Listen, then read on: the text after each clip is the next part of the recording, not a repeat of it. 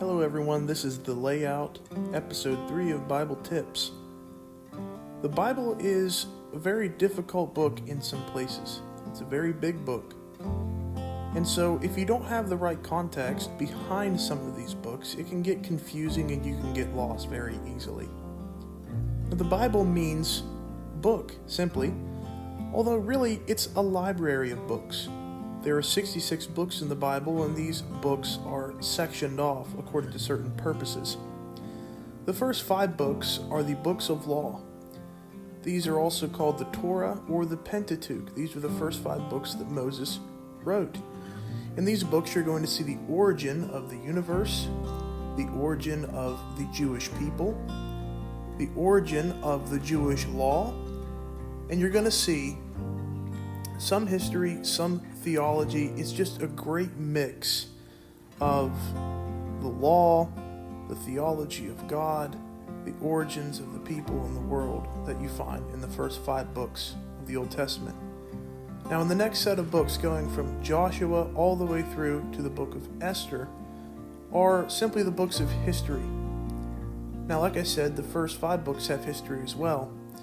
But this continues the history of the conquest of Canaan, where the Israelites found their homeland.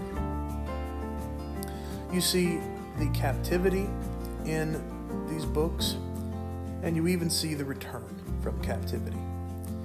In the next section of books, we find the poetic section, perhaps my favorite section in the Old Testament.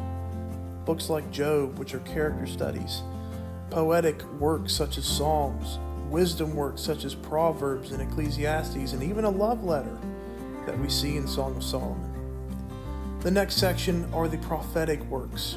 These are books of prophecy that deal with Jesus, with the church. There are prophecies concerning the Jews while they were in captivity. And so the prophetic works sometimes can get a little bit difficult and tricky, but those are the reasons for those prophetic works. When we go to the New Testament, we see starting off are the Gospels. Now, the Gospels chronicle Jesus' life, in particularly his ministry. You see his early life as a child, and you see the latter part of his life in the 3 years that he went about preaching and proclaiming the kingdom of God that was going to come. You also see the death of Jesus by crucifixion and his resurrection. In the book of Acts, which is the next book, we see a book of histories. This shows us the start of the church after Jesus had died, what it means to be a part of Christ's church, how to become one of Christ and a follower of Christ in the histories of Paul and the early apostles. The next section of letters is perhaps one of the most popular among theologians and preachers, and these are the Pauline letters. From Romans all the way to Philemon, you see that these letters are about specific churches and instructions written to specific people such as Timothy, and again Philemon that's dealing with a slave named Onesimus. The next set of letters, the last letters of the Bible, are from Hebrews to Revelation. These are general letters, and these are written to all peoples. These are written to the Jews who were scattered, to Christians out and about in different areas. And these letters are very good for reading. They're very rich in theology.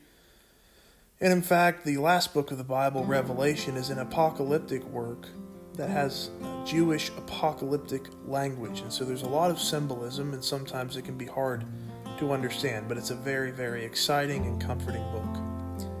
Now, if you're a beginner and you're just getting into the Bible, this may be all a bit daunting to you. However, I would suggest that when you start reading, you don't start with the Old Testament. We always start with the Old Testament, but I would consider starting with the Gospel of John. The Gospel of John is a great book to start out with because it's very simple, but you also see the beginning of Jesus' life on earth, but you see Jesus' origins, which was in heaven, that he was indeed God that came down to earth, that put on flesh, and that he died for the sins of mankind. You see even the witness of John in this book, and it's just a great book to get started. So that would be my tip for you if you're a beginner. This is a little layout, but I would start with the Gospel of John. So I hope this has been helpful, and I hope that you can gain some understanding from this video.